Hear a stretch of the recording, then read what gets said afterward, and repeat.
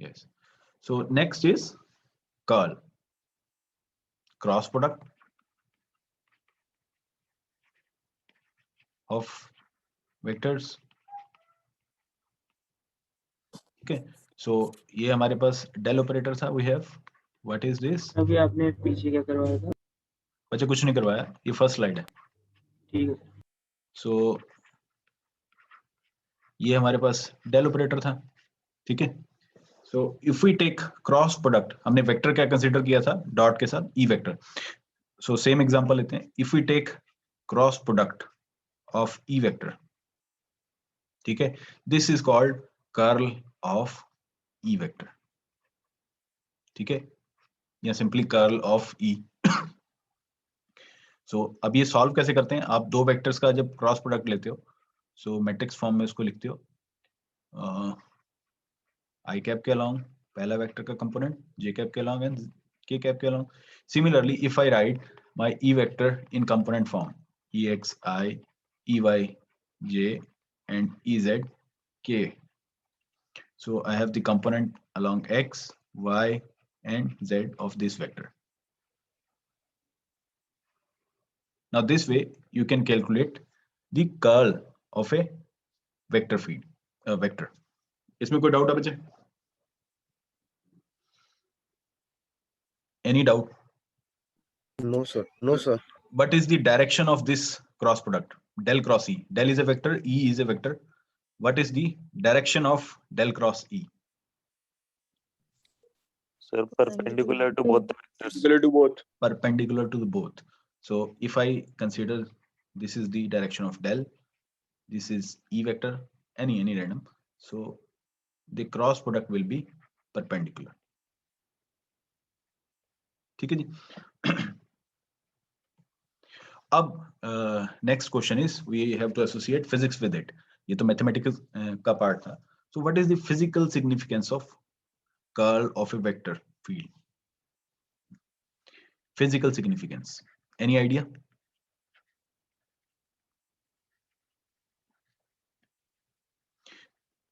It gives information of rotation, rotational effect present in the field.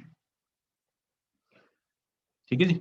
सो अगर किसी field में जाके किसी पार्टिकल पे फोर्स लग रही है, that is in and it forces it to rotate. जैसे मैग्नेटिक फील्ड में कोई चार्ज पार्टिकल एंटर करता है तो उसकी पाथ बेंड हो जाती है. ठीक है, फॉर एग्जांपल इलेक्ट्रॉन अगर आप मूव करवाओ मैग्नेटिक फील्ड में, सो स्ट्रेट लाइन फॉलो नहीं करेगा. Like we have you have studied in cyclotron, है ना? दो डिस्क हैं, तो उसमें आप जब चार्ज पार्टिकल एंटर करवाते हो और अल्टरनेट मैग्नेटिक फील्ड लगाते हो तो वो अपना पाथ बेंड कर लेता है, चेंज कर लेता है. So ये रोटेशनल इफेक्ट है. Now so this is the significance of curl of a vector. So rotation है या नहीं उस पॉइंट पे. ठीक है, इफ डेल क्रॉस ई, या सिंपली हम कर्ल की बात करें, curl is of E is positive, then rotation is there, so field is rotational. If curl of E is 0, there is no rotation at all, so irrotational field. ठीक है. अब अगर curl negative हो तो क्या होगा? रोटेशन होगा opposite direction में. ऑपोजिट डायरेक्शन में. रोटेशनल तो है बट डायरेक्शन इज रिवर्स. ठीक है. सो अब ये कर्ल जो है पॉजिटिव या नेगेटिव, ये किस डायरेक्शन में रोटेट करेगा? So if curl is positive, anti clockwise rotate करेगा, and if curl is negative it is clockwise. ठीक है जी. You can also use right hand thumb rule to find the direction of curl. ठीक है, fingers will point in the direction of lines of force, field जहां circulation हो रही है. अगर anti clockwise है तो कहाँ डायरेक्शन होगी भैया? अगर आप प्लेन ऑफ पेपर देख रहे हो या किसी टेबल का प्लेन देख रहे हो, तो अगर एंटी क्लॉकवाइज कर्ल है Upward. तो curl will be in upward direction. So जो प्लेन है उसके perpendicular in upward direction, and if it is clockwise it will point downwards. ठीक है जी. So right hand thumb rule के अकॉर्डिंग आप इसकी डायरेक्शन फाइंड कर सकते. हाँ जी भैया. कर्ल क्या नहीं आया हाँ जी, सर, कर्ल क्या है कर्ल समझ सर, बच्चे कर्ल क्या है समझ नहीं। ये देखो बच्चे, ये है कर्ल। ठीक है, अगर आप किसी वेक्टर का सर डेल सर वेक्टर पर के इसका साथ, मतलब सर, हाँ जी बच्चे, ये इसका रिलेटेड है बट मतलब क्या है सर? मतलब है इसका, it is related to the circulation. ठीक है, sir, circulation of field. Yes, circulation present inside the field. Field तो एक स्पेस है बच्चे, जैसे उसमें पार्टिकल एंटर किया, वो रोटेट करेगा या नहीं करेगा, ठीक है, उसका पाथ बेंड होगा या नहीं होगा। तो ये इंफॉर्मेशन आपको, मैं एक सिंपल एग्जांपल देता हूं आपको, जैसे डाइवर्जेंस के केस में रिवर फ्लो की दी थी। सो हम सेम एग्जांपल उसकी यूज करते हैं। सर तो जो डेल ऑपरेटर है वो उस पार्टिकल से रिलेटेड है या फिर वो फील्ड ये? Del operator is 3 dimensional derivative, first order 3 dimensional derivative. हाँ तो सर वो मतलब वो उस पार्टिकल की है जो हमें उस पार्टिकल का कर्ल बताएगी। हाँ, उस पार्टिकल का उस फील्ड के अंदर, कि फील्ड के अंदर रोटेशन इफेक्ट प्रेजेंट है या नहीं। मतलब आप, पार्टिकल तो इंडिपेंडेंट है, this is the property of field.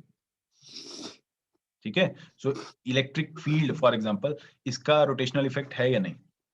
For example अभी और एक्सप्लेन करता हूं मुझे मैं, आपके पास ये है रिवर, ठीक है, यूनिफॉर्म फ्लो है, ये इसका टॉप है और ये बॉटम है रिवर का। ठीक है जी, यूनिफॉर्म फ्लो है। सो कुछ वेलोसिटी होगी, v1 भी टॉप पे जो वेलोसिटी है सरफेस पे, और v2 जो बेड पे है, बॉटम पे है। तो वेलोसिटी विल बी डिफरेंट। ठीक है, यस सर, ऊपर क्या होगी, सरफेस पे मैक्सिमम वेलोसिटी मैक्सिमम होगी। और नीचे होगी मिनिमम। ठीक है, so it means there is velocity gradient. ठीक है, ऊपर ज्यादा वेलोसिटी है, नीचे कम वेलोसिटी है। सो अब यहां से क्लियर हुआ। अगर मैं कोई एक व्हील रख देता हूं इस तरह से, टूथ हेड व्हील, जिसके इस तरह से टूथ हेड, ठीक है, अब अगर मैं इसका प्लेन जो है जिसमें वो रोटेट कर सकता है, इसका ये पर्टिकुलर प्लेन है जिसमें वो रोटेशन कर सकता है। ठीक है, तो अगर मैं वेलोसिटी के साथ ही रख दूं, इसको फ्लो ऑफ वाटर के साथ रख दूं, तो क्या होगा, ऊपर वेलोसिटी ज्यादा है, ये वाला व्हील तेजी से घूमेगा, और कहां जाएगा, क्योंकि नीचे वाली वेलोसिटी कम है, ये कम घूमेगा, तो ये इस तरह से ग्रेडियंट लेके आएगा। Due to presence of velocity gradient, ये व्हील मूव करना स्टार्ट कर दिया। ठीक है, अब अगर यही इसी रिवर के अंदर मैं अगर ये जो व्हील है, इसके प्लेन को परपेंडिकुलर कर दूं फ्लो के, सो इसका मतलब है व्हील मैं इस डायरेक्शन में रख दूं, facing the flow, perpendicular direction में। ठीक है, अब क्या होगा, वो यहां वाटर यहां हिट करेगा पहले, सो ये अब रोटेट नहीं कर पाएगा, ये मूव करेगा फॉरवर्ड डायरेक्शन में। ठीक है, जबकि यहां इस केस में वो रोटेट करना स्टार्ट कर रहा था। So this is the rotational effect और circulation effect present inside the water. ऊपर सरफेस पे कुछ और वेलोसिटी, सो इसी वजह से कि फील्ड ग्रेडियंट प्रेजेंट है, डिफरेंट जगह पे डिफरेंट फील्ड है, उसकी वजह से रोटेशनल इफेक्ट आता है। बट अगर कोई फील्ड ग्रेडियंट नहीं है, अगर ऊपर और नीचे दोनों जगह वेलोसिटी सेम रहती, तो ये इसने रोटेट नहीं करना था, ये एज इट इज रहता और जीरो कर्ल होता है इसका। सो अगर आप किसी पर्टिकुलर यहाँ फील्ड पे निकालते हो, इस वेलोसिटी का ग्रेडियंट निकालते हो, कर्ल निकालते हो, it will come out to be non zero, और इसकी डायरेक्शन बताएगी क्लॉकवाइज या एंटी क्लॉकवाइज, ये पॉजिटिव से रिलेटेड है या नेगेटिव के साथ। ठीक है ना सर जो पहला वाला व्हील है वो रोटेट के साथ मूव भी करेगा आगे? बच्चे, अगर मैंने यहाँ पे ये बताया ना आपको, अगर आप यहाँ पे फिक्स कर दो, ये हाइपोथेटिकल सिचुएशन है कि आप इसको अज्यूम कर रहे हो कि यहाँ से ये फिक्स है फॉर एग्जांपल, तो इस डायरेक्शन में मूव करना स्टार्ट कर देगा। ठीक है, और यहाँ पे आपने उसको शिफ्ट कर दिया, ये जो प्लेन है इसको परपेंडिकुलर कर दिया, तो अब ये यहाँ पे अगर फिक्स भी कर दोगे तो भी ये आगे वाली डायरेक्शन में मूव करेगा।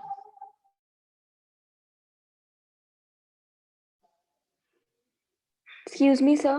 हाँ जी, sir right hand thumb rule में थंब क्या रिप्रेजेंट करेगा? Direction of curl. ओके, और फिंगर्स?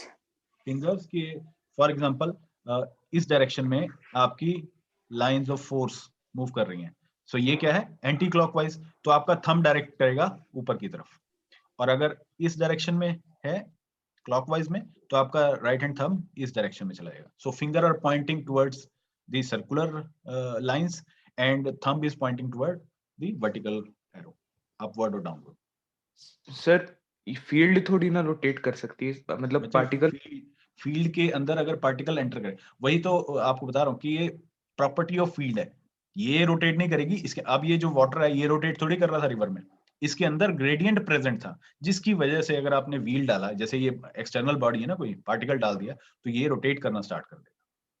तो ये प्रॉपर्टी है फील्ड की। ठीक है जी। ओके सर, मतलब सर एक्सटर्नल फैक्टर्स की वजह से। हाँ, तो अब आप जब साइक्लोट्रॉन यूज करते हो, मैग्नेटिक फील्ड लगाते हो, वो जो अंदर डी प्रेजेंट है, D1 एंड D2 जो दो हैं हेमिस्फेरिकल डीज हैं, वो थोड़ी रोटेट करती हैं, उनके अंदर जो पार्टिकल एंटर करता है, इलेक्ट्रॉन एंटर करता है, वो रोटेट करता है। ठीक है। Yes yes sir. So now I will discuss the properties of these vector fields, vector and scalar field. So first one is lamellar.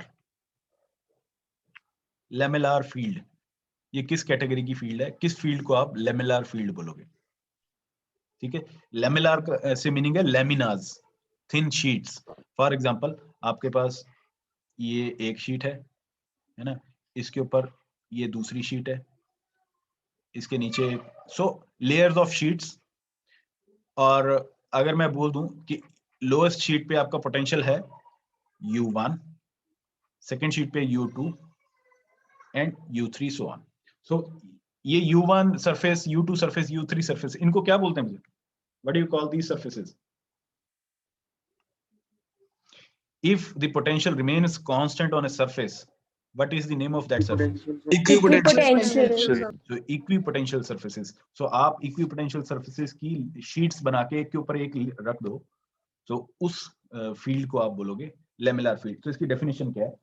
A vector field, for example E, is said to be, का potential different है sir. हाँ बजाय, अभी मुझे complete तो करने दो। So a vector field E is said to be lamellar if this can be expressed as del of scalar field. ठीक है, जैसे आपने इलेक्ट्रिक फील्ड वन डायमेंशन में जब आपने किया था, तो it is dv by dl, इस तरह लिखा था ना, first order derivative. So similarly E can be expressed as gradient of scalar potential. ठीक है, so word laminar is used, laminar is also used for lamellar, laminar. ठीक है जी। So the name lamellar implies that field can be divided into laminas or layers over which the value of scalar function. So अब ये जो scalar function है इन surfaces पे, ये जो bottom वाली थी, ठीक है, फिर ऊपर वाली थी, फिर ये वाली थी, so तीन surface में ड्रॉ की हैं, तो इन पे scalar function constant है, and there अब constant का अगर gradient लोगे, ठीक है, सरफेस पे तो जीरो आएगा क्योंकि स्केलर u की वैल्यू अगर कांस्टेंट आ गई तो, but in between the laminas sheets के बीच में ग्रेडियंट तो है स्केलर फंक्शन का। सो अगर यहाँ डेरिवेटिव कैलकुलेट करोगे या मल्टीप्लाई करोगे डेल ऑपरेटर को, so you will gate electric field. ठीक है सर। हाँ जी सर u स्केलर कांस्टेंट है। u is a scalar when it is multiplied by gradient del operator, it becomes a vector. So this is the property of del operator. It converts scalar field into vector field या scalar into vector. अच्छा, इसमें एक और property है मुझे, line integral of laminar field. ये क्या होगा? इलेक्ट्रिक फील्ड का लाइन इंटीग्रल। फॉर एग्जांपल मैं A to B दो पॉइंट्स हैं, इस पे E.dr कैलकुलेट करता हूं, तो ये क्या होगा? क्या आता है? Line integral of electric field. Sir potential VB minus VA। VB minus VA। It is क्योंकि बच्चे यहाँ पे अब यहाँ है नेगेटिव साइन, यहाँ पे देखो मैंने ग्रेडियंट में एक्सप्रेस कर दिया था बट नेगेटिव साइन भी आता है साथ में। सो आप VB माइनस VA बोल रहे हो, so now it will VA become minus VB. UA minus UB या VA माइनस VB, जो भी आप नोटेशन यूज कर रहे हो, ठीक है। Yes, sir. तो इसमें क्या हुआ, U is the electric potential and UA and UB are the electric potential at A and B. So आप A और B पॉइंट पे किसी भी पाथ से चले जाओ, ठीक है, पाथ 1, पाथ 2, पाथ 3, पाथ 4, ये आपने पहले भी पढ़ा होगा कि electric line integral of electric field is independent of path followed. ये दोनों एंड पॉइंट्स पे जो पोटेंशियल है उस पे डिपेंड करेगा, ठीक है जी। Yes sir. अब इसका क्लोज्ड लाइन इंटीग्रल निकाल दूं तो क्या होगा? क्लोज लाइन इंटीग्रल क्या होता है? स्टार्ट किया आपने ए पॉइंट से, एंड भी उसी पॉइंट पे किया, सो यहाँ इसी पॉइंट से स्टार्ट किया, इसी पे ही जाके खत्म कर दिया पॉइंट ए पे, तो सर जीरो नहीं हो जाएगा? हाँ होना तो जीरो ही चाहिए भी, UA minus UA is zero.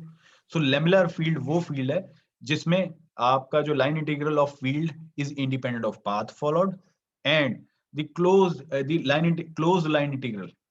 यहाँ पे क्लोज इंटीग्रल कैसे बनाते हैं, ये इंटीग्रल के ऊपर आप एक सर्कल बना देते हो, closed line integral is zero of lamellar vector, ठीक है जी। सो ये ई वेक्टर था, इसकी तीन प्रॉपर्टीज आ गई आपके पास। एक तो ये ग्रेडियंट में एक्सप्रेस कर सकते हो आप स्केलर फंक्शन के, स्केलर फील्ड के, वेक्टर के, और दूसरा है कि ये लेमिलर फील्ड का line integral independent of path followed, ठीक है जी, और तीसरा है closed line integral is zero, ठीक है। सो दिस इज दी, हाँ जी जीरो क्यों होगा? इसमें ये जो है आपका इक्वेशन, इसमें B is equal to A कर दो, you will get your answer. Sir वो बस लैग कर दी थी वो बताना। So your if your A and B, ये जो इक्वेशन है आपकी ये वाली, इसमें if A and B are same you will get right hand side as zero, okay ठीक है। Next is solenoidal vector field. Solenoidal vector field, sir एक बार पिछली स्लाइड दिखा दीजिए।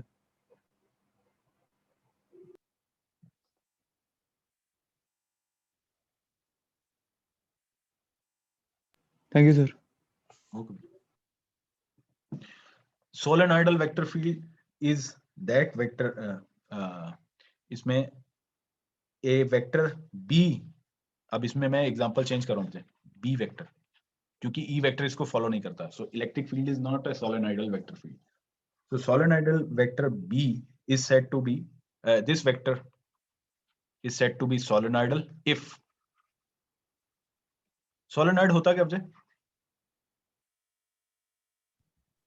Close cylindrical loops. Cylindrical loops, है ना?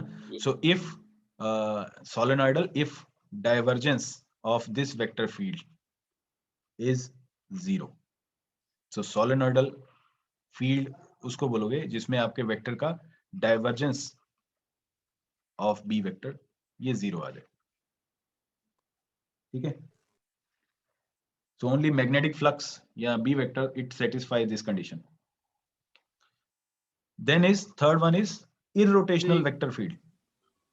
एक बार प्लीज रिपीट कर दो ये बी वाला क्या? बच्चे सोलेनॉइडल वेक्टर फील्ड जैसे आप नाम रख देते हो ना किसी फील्ड का, सो लेमिलर वो है जिसका line integral independent of path followed हो या क्लोज्ड लाइन इंटीग्रल जीरो। सो सोलेनॉइडल वेक्टर फील्ड ऐसा वेक्टर फील्ड है जिसमें वेक्टर का डाइवर्जेंस जीरो हो जाता है, नाइदर सर ये इसलिए सर एक्सक्यूज मी सर, ये इसलिए हो रहा है ना क्योंकि सर सोलेनॉइड की जो फील्ड है वो सारी निकल के उसमें से ही पास हो रही है।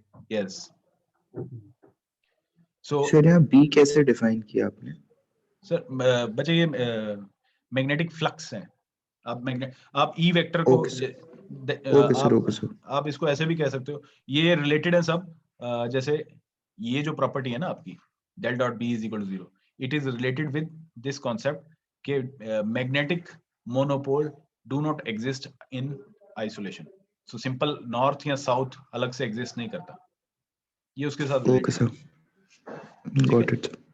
Then is rotational vector field, irrotational, ये अभी मैंने आपको बताया था। इररोटेशनल कौन सा होता है? जिसका कर्ल जीरो होता है curl of E. So E vector satisfies this condition. जिसका कर्ल जीरो हो जाएगा दैट इज कॉल्ड इररोटेशनल. ठीक है जी. Now can you prove that, एक और हम केस कंसीडर करते हैं. Lamellar vector is irrotational. Can you prove that? You have two categories of vectors, one belonging to lamellar category, another one is irrotational vector. So एक से दूसरे को prove कर सकते हो कि जो लेमुलर वेक्टर है वो irrotational भी होगा. लेमुलर क्या होता है? E वेक्टर या lamellar vector can be sir expressed curl as of E zero अगर हो पोटेंशियल जाए डिफरेंस तो जीरो हो जाएगा सर, तो है ना? फिर cos 90 फील्ड नहीं रहेगा तो फिर रोटेट ही नहीं करेगा. सो ये आपका लेमुलर की प्रॉपर्टी आ गई. अब इररोटेशनल है तो मैं इसका कर्ल निकाल के देख लेता हूं कि क्या आता है. कर्ल जीरो आना चाहिए अगर ये इररोटेशनल है. सो वैल्यू पुट कर देता हूं माइनस डेल, माइनस तो बाहर आ गया, क्रॉस ई की वैल्यू है डेल यू. वेक्टर का उसके साथ ही क्रॉस प्रोडक्ट ले रहे हो आप, क्योंकि ए क्रॉस बी क्या होता है? A B sine theta. Theta is the angle between A and B vector. If both the vectors are same, so आप वेक्टर का उसके साथ ही क्रॉस प्रोडक्ट लोगे, दोनों के बीच में एंगल क्या होगा? Zero. So sine zero is zero, you will get 0. So hence prove that if you can express a vector as gradient of a scalar, it is also irrotational. ठीक है, और रोटेशनल होगा तो कर्ल नॉन जीरो होगा. ठीक है जी. Sir इसमें negative sign क्यों आया? किसमें अपने? सर लैमेलर वेक्टर की हमने जो इक्वेशन ली, ये इस वजह से है कि Okay, जब sir. आपने यहाँ देखा था ना, जो आपने इलेक्ट्रिक फील्ड और पोटेंशियल में रिलेशन देखा था, that is also negative sign का मतलब है डिक्रीज ही हो रहा है. ठीक है जी. So I will share this slide. Sir एक बार लेमुलर सर एक्सप्लेन कर दीजिए दोबारा सर, इररोटेशनल कैसे है सर? सर इररोटेशनल वेक्टर फील्ड वाली स्लाइड दिखाना सर. सर इररोटेशनल कैसे सर, एक बार और एक्सप्लेन कर दीजिए. मुझे, अगर आप किसी फील्ड को किसी वेक्टर को लेमुलर वेक्टर बोलते हो, ठीक है, तो इट मींस उस वेक्टर को आप डेल, ये है ग्रेड, सिंपल मल्टीप्लाई हो रहा है तो ये ग्रेडियंट है. So gradient of a scalar function इसके साथ एक्सप्रेस कर सकते हो. ये मैंने प्रॉपर्टी यूज कर ली. So I am using the electric field. So electric field को मुझे मालूम है कि मैं स्केलर पोटेंशियल जो है उसकी फॉर्म में यूज कर सकता हूँ इसको. So E is equal to minus del of U, gradient of U. ठीक है जी. अब अगर ये इररोटेशनल है तो E वेक्टर, इसका कर्ल जीरो होना चाहिए. ये प्रॉपर्टी भी इसको सेटिस्फाई करनी चाहिए. तो मैंने वो कर्ल निकाल के देख लिया. कर्ल निकालने का क्या मतलब है कि क्रॉस प्रोडक्ट ले लो डेल ऑपरेटर के साथ. सो मैंने डेल ऑपरेटर का लेफ्ट हैंड साइड से इसका क्रॉस प्रोडक्ट लिया ई वेक्टर के साथ, और ई वेक्टर की वैल्यू मैंने ये सब्स्टिट्यूट कर दी. So del cross E vector, so del cross minus of del U, minus constant बाहर आ जाएगा, del of del U. So del operator का डेल ऑपरेटर के साथ या डेल वेक्टर का डेल वेक्टर के साथ क्रॉस प्रोडक्ट जीरो. ठीक है, क्लियर हुआ बता? आपके पास दो वेक्टर हैं ए एंड बी, इनका क्रॉस प्रोडक्ट आप क्या लिखते हो? A magnitude B magnitude multiplied by sine theta. If A is equal to B, so angle between A and A vector is zero. So zero का अगर बच्चे दोबारा बोलो, आपकी आवाज क्लियर नहीं आई. सर ये तो स्केलर ट्रिपल प्रोडक्ट बन गया ना, तो जीरो ही होएगा सर. कहाँ स्केलर ट्रिपल प्रोडक्ट बना भी? हाँ, आप ऐसा कर सकते हो. पहले आप इसको इसके साथ कंसीडर कर रहे हो ना, क्योंकि ये जो डेल है इसकी डायरेक्शन कुछ होगी क्योंकि ये वेक्टर है. ठीक है, और ग्रेडियंट है इसकी कुछ डायरेक्शन होगी. ठीक है जी. अब अगर आप यहां से मल्टीप्लाई कर रहे हो, सो आप एसोसिएट प्रॉपर्टी जो है दो वेक्टर्स की वो लगा रहे हो, मैथमेटिक्स की प्रॉपर्टी. सी, तो आप इसको लेफ्ट हैंड साइड से पहले ऑपरेट कर सकते हो. So del cross del it comes out to be zero. ठीक है जी. So just a minute. मुझे एक सोलेनोइडल का था प्रॉपर्टी का। सोलेनोइडल वो है जिसका डाइवर्जेंस 0 होता है, जिस फील्ड का, जिस वेक्टर का डाइवर्जेंस 0 हो जाए वो solenoidal vector, and corresponding field is solenoidal field. Sir एक मिनट प्रीवियस स्लाइड पे जाना सर। बच्चे मैं यहाँ से आपको क्लियर करता हूँ। सो ये हमने किया था, स्लाइड कल की थी। डेल ऑपरेटर ये हमारे पास था इस फॉर्म में, और डाइवर्जेंस जो थी पॉजिटिव है तो लाइंस बाहर एमिनेट हो रही हैं, नेगेटिव हैं तो सिंक कर ये डायरेक्शन डिफरेंट अपने इस डायरेक्शन में आएगा, और जीरो डाइवर्जेंस है नाइदर सोर्स नॉर सिंक। ठीक है। अच्छा, एक और डेफिनेशन अब डाइवर्जेंस की। सो डाइवर्जेंस ऑफ वेक्टर फील्ड, ये आप फिजिकल सिग्निफिकेंस में भी कर सकते हो, but this is for your understanding only. ठीक है। ये आपको एग्जाम में नहीं पूछेगा कोई, बट आपकी बेसिक अंडरस्टैंडिंग के लिए कि divergence of vector field at A given point represents, ये क्या रिप्रेजेंट क्या कर रहा है? Flux generation per unit volume. तो डाइवर्जेंस ऑफ ए, इसको ऐसे भी लिखते हैं DIV ऑफ वेक्टर या डेल डॉट ए, ये दोनों सेम चीज है। ये किसके बराबर है? Flux generation per unit volume. A dot ds over closed surface is flux per unit volume delta V, change in volume. कब? When limit delta V approaches 0. ठीक है जी। So this is the definition of divergence. Sir एक ही है। ये कोई भी vector हो सकता है। ठीक है तो सोलेनोइडल होगा सर तो ये चीज तो 0 हो जाएगी ना सर। हाँ, सोलेनोइडल में 0 डाइवर्जेंस। अब अच्छा अगर delta V approaches to 0, so ये किस तरह की सरफेस होगी in which volume approaches to 0? Sir point होगा शायद। पॉइंट। सो पॉइंट में से आपने एक पॉइंट लिया जिसके अराउंड चेंज इन वॉल्यूम था डेल्टा V, है ना, और आपने कंडीशन क्या लगा दी? Delta V approaches to 0, so this is sinking. so ये एक पॉइंट ही है। सो हमने पॉइंट में से देखना है कि नंबर ऑफ लाइंस, आप देख के रहे हो फ्लक्स जनरेशन, सो किसी एक पर्टिकुलर पॉइंट में से नंबर ऑफ लाइंस निकल रही हैं या उसमें सिंक कर रही हैं। सो इसमें से इस तरह से बाहर निकल रही हैं लाइंस या इस पॉइंट की तरफ सिंक कर रही हैं। ठीक है। तो आप किसी पर्टिकुलर पॉइंट से ये चेक कर रहे हो कि नंबर ऑफ लाइंस उसमें से एमर्ज कर रही हैं या उसमें मर्ज कर रही हैं। ठीक है जी। अब यहाँ आपने ये जो क्यूब वाला देखा है, आपने पॉइंट P पे डाइवर्जेंस निकालनी है, बट कंडीशन क्या लगा दी? ये जो आपने रेक्टेंगुलर बनाया है क्यूबॉइड, सो ये इसका वॉल्यूम 0 को अप्रोच कर रहा है।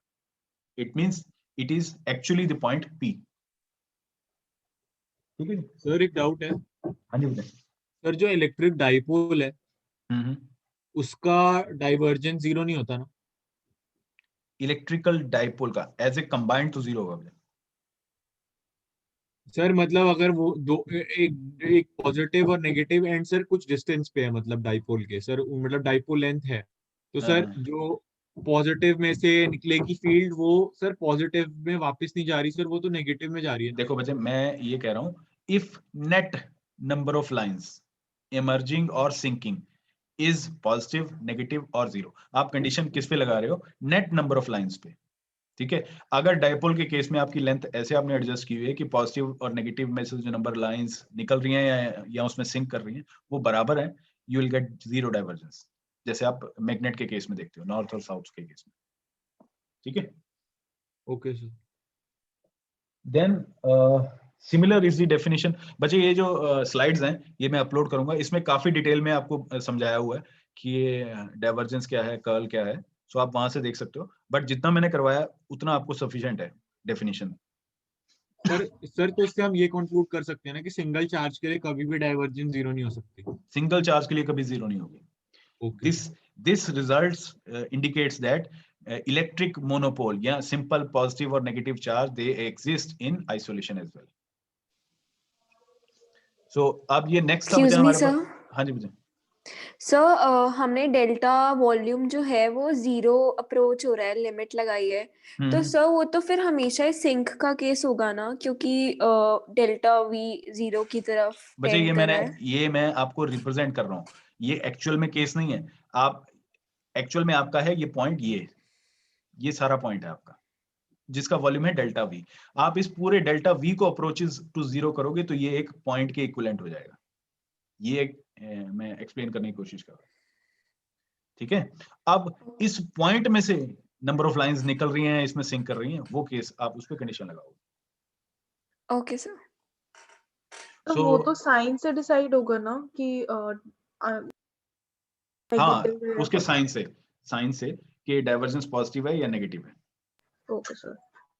देन कर्ल के लिए ये डायरेक्शन रिप्रेजेंट, जो आपने पूछा था कि right hand thumb rule, fingers किस डायरेक्शन में जाएंगी और कर्ल आपका थंब किस डायरेक्शन में जाएगा। सो ये रिप्रेजेंट किया हुआ है इस डायग्राम से कि राइट हैंड थंब रूल आप लगा के कर्ल की डायरेक्शन निकाल सकते हो। ठीक है जी। सो इसमें एक्सप्लेन किया हुआ है कि कर्ल आपको निकालना भी कैसे। देन सिग्निफिकेंस हमने ऑलरेडी एक्सप्लेन कर दिया था कि ये वर्लिंग इफेक्ट, रोटेशनल इफेक्ट बताता है। एक एग्जांपल ली हुई थी बच्चे इसमें, v वेक्टर और omega vector and r vector, इसमें रिलेशन होता है del cross v is equal to 2 omega. ये नॉन रिलेशन है, इसको प्रूव किया हुआ है। So it is nothing but it is to explain that how to calculate the cross product, how to solve the cross product. जैसे omega cross r, v is equal to omega cross r अगर आपने निकालना है तो पहले omega वाले component लिख दिए, फिर r जो है कंपोनेंट फॉर्म में लिख दिया और इसको सॉल्व कर लिया। देन उसको आपने डेल क्रॉस v निकालना है, तो वो कैसे निकालोगे? डेल कंपोनेंट फॉर्म में ये आ गया। v क्या है? v is omega cross r, ये i कैप के अलोंग ये कंपोनेंट था, वो लिख दिया, j कैप के अलोंग एंड k कैप के अलोंग, और आपने इसको फिर से सॉल्व कर लिया। So this slide simply explains the concept of how to solve the determinant and how to solve a curl. ठीक है सर इसका प्रूफ ना आएगा? नहीं कुछ नहीं आएगा। हाँ, न्यूमेरिकल में आए तो मैं कुछ कह नहीं सकता, बट जनरली न्यूमेरिकल में आपको पूछा जाता है कि कोई फंक्शन गिवन हो कि इसका कर्ल निकाल के दिखाओ और what does your answer signify, तो आपको उस तरह के क्वेश्चन आएंगे। Okay sir. तो मतलब वेक्टर v का कर्ल होता है सर 2 ओमेगा? हाँ, vector v it is velocity, linear velocity, potential नहीं है। ठीक है, okay sir. Then we have Laplacian of scalar field. आपने ये निकाला डेल v, अगर इसका एक और बार आप डॉट प्रोडक्ट ले लो तो ये क्या हो जाएगा? डेल डॉट डेल v और डेल डॉट डेल, इसको सिंपली में दिस इज, ये यहाँ पे एक्सप्लेन किया हुआ है। सो ये कंपोनेंट फॉर्म में भी एक्सप्लेन किया हुआ है कि डेल स्क्वायर v होता क्या है। So del dot del into v, del को लिख लिया, फिर ये डेल और v को इसको अलग से लिख लिया। जब इनको सॉल्व किया सो वी गेट करली स्क्वायर v बाय करली x स्क्वायर प्लस करली स्क्वायर v बाय करली y स्क्वायर प्लस करली स्क्वायर v बाय करली z square, second order derivative. इसीलिए आपने ये नोट किया होगा बच्चे, यहाँ मैंने वेक्टर का साइन नहीं लगाया because it is scalar quantity, यहाँ पे कोई भी डायरेक्शन नहीं है राइट हैंड साइड में। ठीक है, so this is called Laplacian of a scalar field. So जब आपको लैप्लेशियन बोला जाए तो it means del square, del vector square, only del square. Ishan भैया। Then we have another equalities of higher order derivatives. So यहाँ पे बच्चे इनका प्रूफ नहीं आएगा आपको सिर्फ माइंड में रखना है कि इस तरह से सॉल्व करना है। So del cross of del f, ये जीरो हमने अभी किया था। डेल डॉट मतलब डॉट प्रोडक्ट किसी वेक्टर का कर्ल के साथ उस वेक्टर का। सो अगर del is this direction, this is del, this is your A and this is del cross A, ये डायरेक्शन है। अब अगर इस वेक्टर का आप डेल के साथ डॉट प्रोडक्ट निकालोगे, कितना एंगल है बच्चे डेल वेक्टर और डेल क्रॉस ए में? 90 degree. It is 90 degree. So dot product में cos थीटा होता है, cos 90 is 0, you will automatically get this. Sir ये तो स्केलर ट्रिपल प्रोडक्ट का रिजल्ट है। हाँ बच्चे, वही vector triple product and scalar triple product, ये वही कॉन्सेप्ट है। ठीक है, सो सिमिलरली अदर इनइक्वालिटीज। हाँ जी बच्चे। सर डेल क्रॉस ए की डायरेक्शन डाउनवर्ड नहीं होगी? बच्चे ये डिपेंड करेगा कि आप राइट क्लॉकवाइज हो या एंटी क्लॉकवाइज हो। Okay sir. ठीक है, क्योंकि इसमें मैं रोटेशन नहीं दिखा रहा आपको। अगर डेल क्रॉस ए इस डायरेक्शन में तब डाउनवर्ड होगी एंटी क्लॉकवाइज। ठीक है, तो अपवर्ड होगी और क्लॉकवाइज में डाउनवर्ड होगी। ठीक है सर डेरिवेटिव्स आएंगे सर मुझे? नहीं बच्चे नहीं आएंगे, ये सिर्फ आपके अंडरस्टैंडिंग के लिए। एक डेरिवेटिव आपको आएगा, जैसे ये भी हायर ऑर्डर डेरिवेटिव है, सिर्फ आपके अंडरस्टैंडिंग के लिए। आप इनको चाहो तो सॉल्व भी कर सकते हो, बट ऐसा चीज आपको एग्जाम में नहीं है। एक दिखा दो सर, लास्ट स्लाइड का एक बार दिखा दीजिए वो।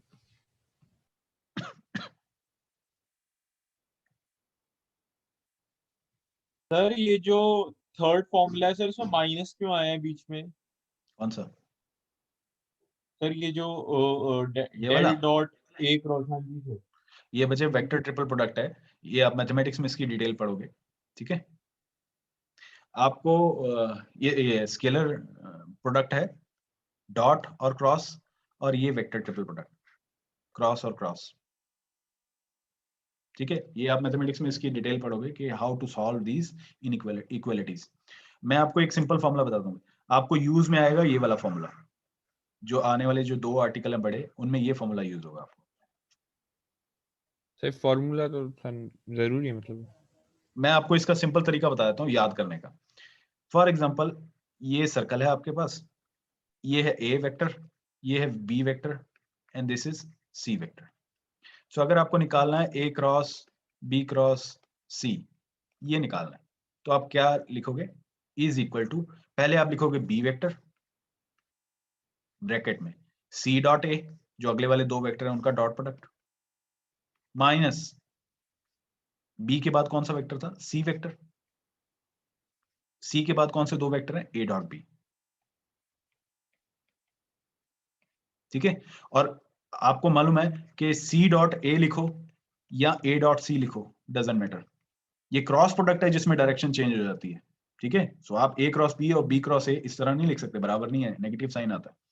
सो इसको आप सिंपली इस तरह लिख सकते हो, जैसे भी आप लिखना चाहो डॉट प्रोडक्ट, यहाँ ए डॉट बी ऐसे ही। सो ये आपका सिंपल तरीका है याद करने का, यूजिंग दिस सर्कल,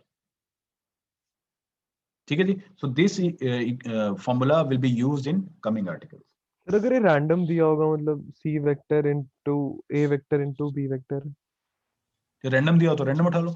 ये कहने का मतलब है, ये आपका पहला वेक्टर है, ये दूसरा वेक्टर है, ये तीसरा वेक्टर है, नाम कुछ भी हो, ठीक है। कोई भी प्रीवियस स्लाइड दिखाना सर, एक सेकंड सर, सिर्फ एक सेकंड जी।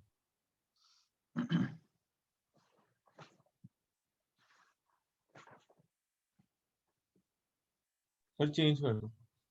ओके।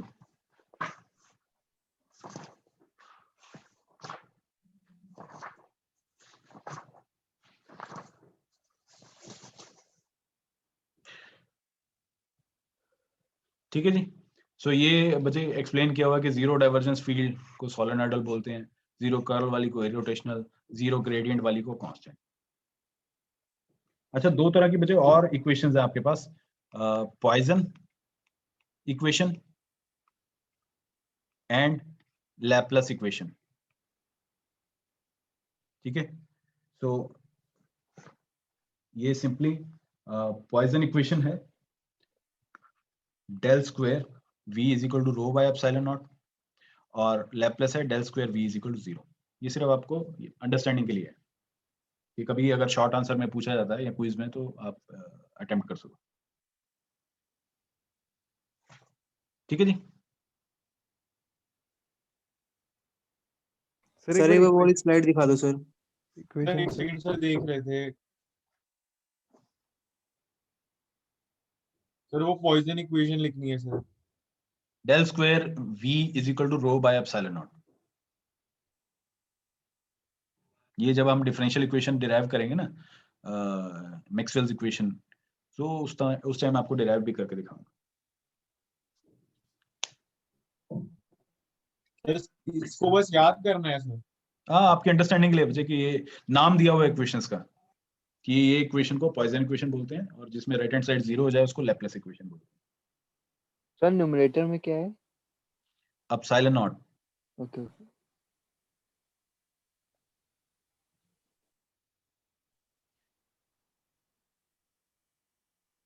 क्लियर है बच्चे? चेंज करो स्लाइड।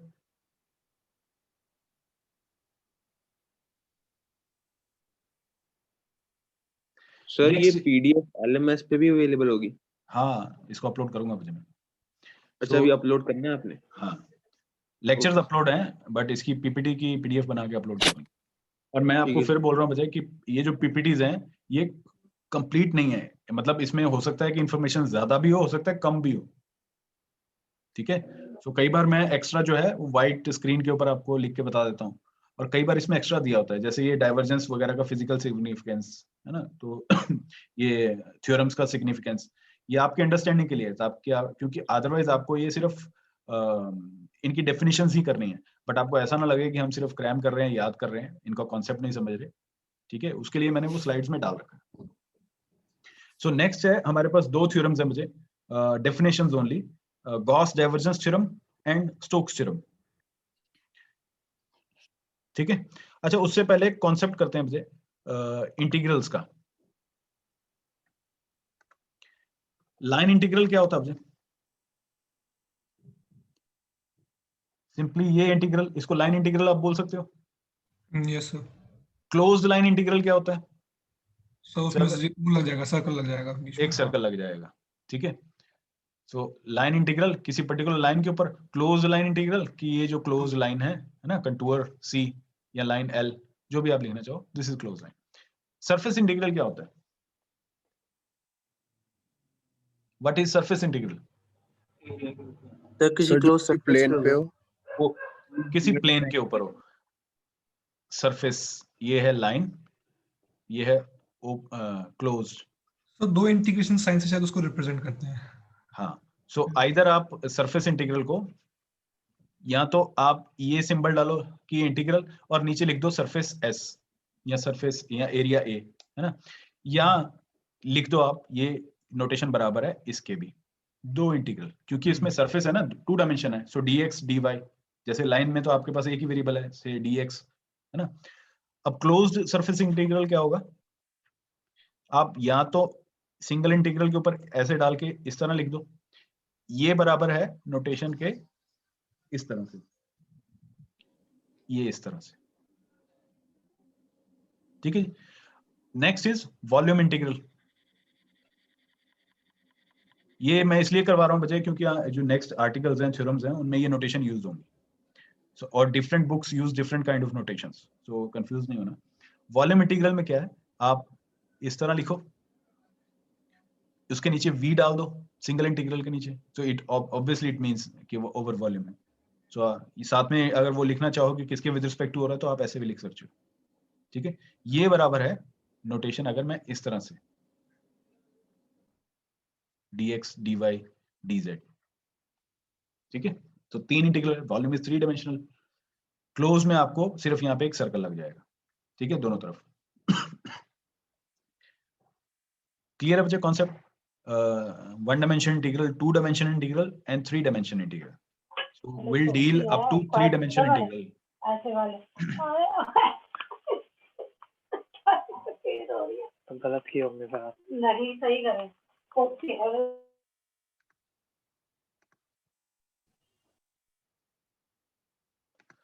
देन अब चलते हैं मुझे गॉस डाइवर्जेंस थ्योरम पे। ये थ्योरम क्या करेगी, ये सरफेस इंटीग्रल को वॉल्यूम इंटीग्रल के साथ रिप्लेस करेगी। सर एक मिनट सर, लास्ट स्लाइड लगा दीजिए मुझे लास्ट स्लाइड मिस हो गई है। स्लाइड नहीं मतलब सर वो रिकॉर्डिंग में आएगी बच्चे, वो क्योंकि वाइट Okay, स्क्रीन थी ना, वो मिस हो गई। तो अब इसको बोलते हैं गॉस डाइवर्जेंस थ्योरम, या ग्रीन्स थ्योरम भी बोलते हैं इसको, ग्रीन्स थ्योरम या गॉस डाइवर्जेंस थ्योरम, ठीक है। अब डाइवर्जेंस इसलिए क्योंकि it deal with the divergence of vector. So इसकी डेफिनेशन क्या है? It states that total outward flux of a vector field A, this is flux A dot D S, ठीक है। वेक्टर का उसके एरिया के साथ अगर डॉट प्रोडक्ट लो, जैसे बी डॉट डी एस या E dot D S, that is flux. So total outward flux of vector field A at close surface, so यहाँ पे क्लोज सिंबल है, क्लोज सरफेस इज सेम, ये ध्यान देने वाली बात है, is same as the volume integral, so यहाँ volume of divergence of A. So volume integral लगा दो, क्लोज वाली लाइन को हटा के सिर्फ ओपन कर दो वॉल्यूम इंटीग्रल को, और वेक्टर को रिप्लेस कर दो डेल डॉट ए डाइवर्जेंस के साथ, और ये जो एरिया एलिमेंट था ds उसको रिप्लेस कर दो वॉल्यूम एलिमेंट के साथ। So this theorem relates surface integral with that of volume integral. Surface integral is closed, अगर ये क्लोज नहीं है तो you can not apply this theorem, ठीक है जी। अच्छा ये कॉन्सेप्ट क्या बचे, क्लोज सरफेस, ये क्या होती हैं? Close surface, open surface. Line का तो मैंने बता दिया था कि सिंगल लाइन है या क्लोज लाइन है। तो अगर ये लाइन है फॉर एग्जांपल आपके पास, इस लाइन को एनक्लोज करते हुए एक सरफेस ये भी है आपके पास S1, इसी लाइन को एनक्लोज करते हुए एक और सरफेस भी है आपके पास S2 and so on. There are multiple ways bounded by the line L। ये क्लोज सरफेस है जो ओपन नहीं है। अदरवाइज ओपन सरफेस क्या है? ये ओपन सरफेस है, प्लेन, 2 डायमेंशनल है। ठीक है।